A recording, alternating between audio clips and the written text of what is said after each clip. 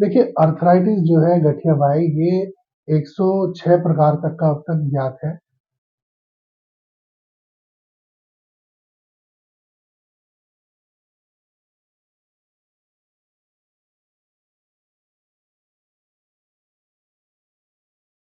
आज हम डॉक्टर देवेश शर्मा जी से मिल रहे हैं, जिनसे हम हाथों में दर्द, पैरों में दर्द जो होता है उसके बारे में जानकारी हासिल करेंगे और इस दर्द को क्या कहते हैं। आइए मिलते हैं डॉक्टर देव से। जी सर, बताइए। देखिए, जो जोड़ों का दर्द है मेनली इसको अर्थराल्जिया कहा जाता है। जैसे कि अगर एक जोड़ में है तो अर्थराल्जिया और कई जोड़ों में है तो पॉलीअर्थराल्जिया। आमतौर पर ये देखा गया है कि लोग इसे अर्थराइटिस के नाम से ये टर्म प्रचलित है। अर्थराइटिस मीन्स आपकी जो भी दो हड्डियों के बीच का जो सरफेस है उसके ऊपर एक कार्टिलेज चढ़ा होता है, इसको हाइलिन कार्टिलेज बोलते हैं। जैसे घुटने की हड्डी, ये छोटी छोटी हड्डियां हैं, इनके जो जोड़ है, जब एज की वजह से या पुअर न्यूट्रिशन की वजह से या स्ट्रेस पड़ने से ये कार्टिलेज बीच का घिस गया और ये हड्डियां आपस में टकराने लगती है। तो अर्थ means articular surface, itis means सूजन, तो ये अर्थराइटिस कहलाता है। देसी भाषा में इसको आप गठिया बाई के नाम से जानते हैं। ये कितने प्रकार का होता है सर? देखिए, अर्थराइटिस जो है गठिया बाई ये 106 प्रकार तक का अब तक ज्ञात है और कायदे में 150 प्रकार से भी ज्यादा प्रकार का होता है। अर्थराइटिस में जैसे कि यूरिक एसिड बढ़ने से जो जोड़ों में होने वाले दर्द है, आमजन उसको भी गठिया के नाम से जानते हैं। कैल्शियम की कमी से होने वाला जोड़ों का दर्द, विटामिन D3 की कमी से होने वाला जोड़ों का दर्द, विटामिन B12 की कमी से होने वाला जोड़ों का दर्द और सोरियासिस जो बीमारी स्किन की है उसमें भी एक सोरियाटिक अर्थराइटिस होता है। कई बार कोई सेल्फ सस्टेन ट्रॉमेटिक इंजरी हो गई, कोई चोट लगने के स्वरूप में भी वहां पे सूजन आ जाती है। कई बार खाने पीने की गड़बड़ी, प्रॉपर न्यूट्रिशन ना मिलने से जो कार्टिलेज घिस जाते हैं। कई बार ओवरवेट होने के कारण किसी का वजन ज्यादा है उससे भी घुटने घिस जाते हैं और उससे भी अर्थराइटिस होता है। तो कुल मिलाकर के आयुर्वेद में 80 प्रकार के वात विकार कहे गए हैं और जिसमें कि इसको वात रक्त या आम वात के नाम से कहा जाता है और एलोपैथ के हिसाब से, मॉडर्न मेडिसिन के हिसाब से 100 से भी ज्यादा प्रकार के अर्थराइटिस होते हैं। इसका मुख्य कारण क्या होता है सर? देखिए, जो आपके जोड़ों के बीच में जो कार्टिलेज है ये एक कुशन की तरीके से काम करता है या शॉक एब्जॉर्बर, शॉकर की तरीके से काम करता है और ये ताकि आपके दो जोड़ जो है, दो हड्डियां हैं, ये इजीली आपका जो है मूव कर सके। अगर इसके बीच में जो एक लिक्विड भरा होता है साइनोवियल फ्लूइड, ये कम हो जाए तब भी आपके जोड़ों में दर्द होता है। इनके बीच का कार्टिलेज घिस जाए तो भी आपके जोड़ों में दर्द होता है। विटामिन डी की कमी से, कैल्शियम की कमी से, अगर आपका डाइजेशन गड़बड़ है जिसके कारण से जो प्रोटीन का मेटाबॉलिज्म है और उससे अमीनो एसिड बनने चाहिए लेकिन बनने लगता है उससे यूरिक एसिड, तब भी ये होता है। और कई बार क्या है कि कुछ थायराइड, बीपी, शुगर, इन चीज की एलोपैथिक मेडिसिन लंबे समय तक लेने से उसके साइड इफेक्ट के रूप में भी ये अर्थराइटिस होने लगता है। मुख्यतः देखा जाता है कि जिस भी चीज की गति नहीं होगी उसकी दुर्गति होगी। कुछ लोगों का सीडेंटरी लाइफस्टाइल होता है, आराम तलब जिंदगी, एक्सरसाइज ना करना, तो जो जोड़ आपके आप यूज नहीं करेंगे तो वो कहीं ना कहीं डिफ्यूज हो जाते हैं और यूज नहीं करेंगे तो वो खराब होने लगते हैं। जैसे कहते हैं आमतौर पे कि पड़े पड़े लोहे में भी जंग लग जाता है, तो सेम आपके शरीर के साथ भी है। अगर शरीर को कम यूज किया जाएगा तो शरीर अपने आप डिजनरेट होने लगता है। एज बढ़ने के साथ साथ भी ये होता है। खाने पीने की गड़बड़ी से भी, जैसे अ, आपका जो डाइट है ये आपका पहला ट्रीटमेंट है। अगर डाइट अच्छी नहीं है तो बीमारियां देर से होंगी या नहीं होगी। अच्छा, बुढ़ापा आने के कारण तो सभी के जोड़ों में घिसने लगता है, ये एक प्राकृतिक हमारा स्वभाव है बॉडी का। ये एज होने के साथ साथ ही आपकी हड्डियां घिसती है। सर, ये तो आपने कारण बताए। क्या कोई तरीके हैं जिससे हम इनसे बच भी सकते हैं? जी बिल्कुल, ये आपने बहुत अच्छा प्रश्न किया है। देखिए, आयुर्वेद की एक पद्धति है, उनका एक मोटिव है, उनका कहना ये है कि स्वस्थ से स्वास्थ्य रक्षणम आतुरस्य विकार प्रशमनम च। पहले स्वस्थ को स्वास्थ्य ही रखा जाए और फिर अगर बीमार पड़ भी गए हैं तो ट्रीटमेंट उसको किया जाए। तो पहला तो हमारा ये है कि प्रिवेंशन किया जाए, जिसके लिए आप 8 घंटा सोएं, और 3 टाइम जो है भरपेट अपना भोजन लें। एक न्यूट्रिशन वाली अच्छी न्यूट्रिशियस डाइट लें आप, जिसमें विटामिन, मिनरल, कैल्शियम सारी चीज़ से वो प्रचुर मात्रा में उसके अंदर हो।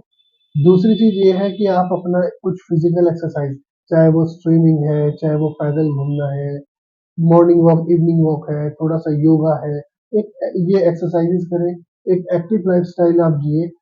साल में एक बार ज़रूर अपना जो है किसी भी अच्छी लैब से या अच्छे फिजिशियन से फुल बॉडी का चेकअप कराएँ। सप्ताह में एक बार अवश्य जो है फास्टिंग करें, जिससे कि आपके जो फैगोसाइटिक एक्टिविटी होती है, ये आपकी बहुत सारी बीमारियों को खत्म करती है।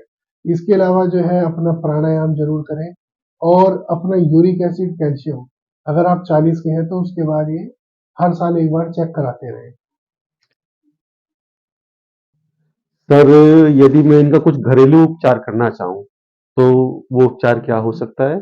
देखिए, घरेलू उपचार में सबसे पहले तो आपका जो बोन का जो मेटाबॉलिज़्म है, उसको मेंटेन करने के लिए आपको एक हेल्दी डाइट लेनी पड़ेगी। जैसे कि सुबह उठते ही आप एलोवेरा ले सकते हैं, आंवला ले सकते हैं और अपना जो है जो सुपर फूड्स आजकल कहा जाता है, रागी, ज्वार, बाजरा, इनका जो है मिलेट्स का ज़्यादातर उपयोग किया जाए।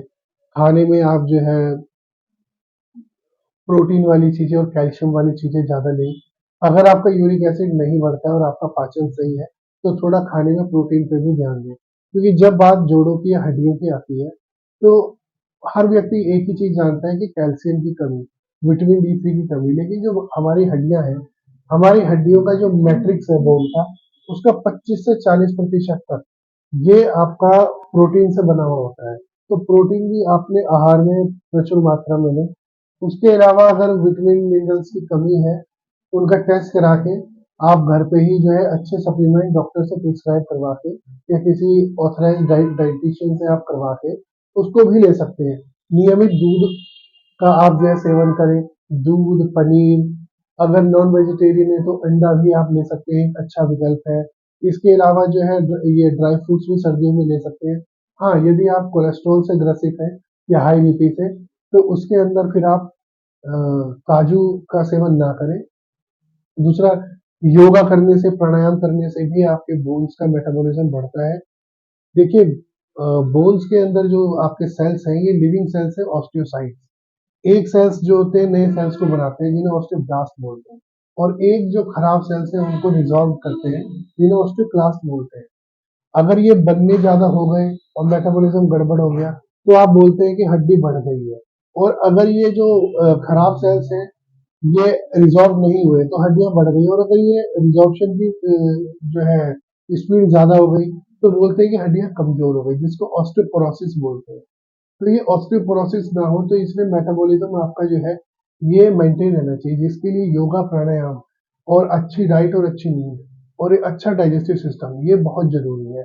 इसके अलावा अगर जो फीमेल्स हैं, जो महिलाएँ हैं जिनका मेनोपॉज़ हो चुका है, रजोनिवृत्ति हो चुकी है, पीरियड्स बंद हो चुके हैं, उनमें भी पीरियड बंद होने के तुरंत बाद 1-2 साल के अंदर हार्मोनल रिफ्लक्स होके हड्डियों के ऊपर बहुत ज़बरदस्त प्रेशर आता है। हड्डियों में दर्द होना, सूजन होना। एक बहुत ज़रूरी बात है कि स्ट्रेस जो है, स्ट्रेस भी आपके मेटाबॉलिज्म को गड़बड़ करता है, तो हमेशा आप स्ट्रेस को दूर करने के लिए खुश रहिए, थोड़ा-सा योगा प्राणायाम कीजिए, अनुलोम-विलोम कीजिए। सर, आयुर्वेद में इसका क्या इलाज है? देखिए, आयुर्वेद काम करता है 3D मोड पे। 3D मीन्स पहला डी है आपकी दिनचर्या, आपका डेली रूटीन, दूसरा डी है आपकी डाइट यानी आपका आहार, और तीसरा डी है आपकी दवाइयाँ यानी कि ड्रग्स। तो सबसे पहले तो अपनी दिनचर्या आप ठीक करें, एक्टिव लाइफ़स्टाइल जिएँ जैसा कि हमने पहले भी बताया है। उसके अलावा आपकी डाइट अच्छी होनी चाहिए, समय पे खाएँ और जितनी आवश्यकता हो उतना ही खाएँ।